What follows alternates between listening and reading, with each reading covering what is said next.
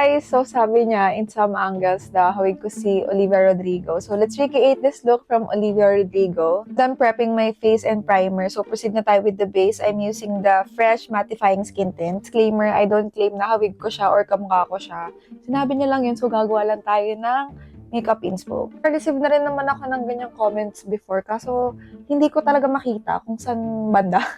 Kung saan ba na siya nakikita sa akin. Ngayon yung kinuha nating look kay Olivia Rodrigo kasi aalis ako mamaya.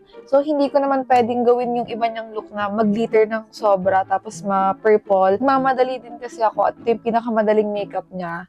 Bongga lang yung red lipstick tapos madali lang eyeliner and basic eyeshadow lang naman. By the way, I'm using the SEM in the shade 1. Sobrang grabe pala ng eye bags ko ngayon ko lang nakita.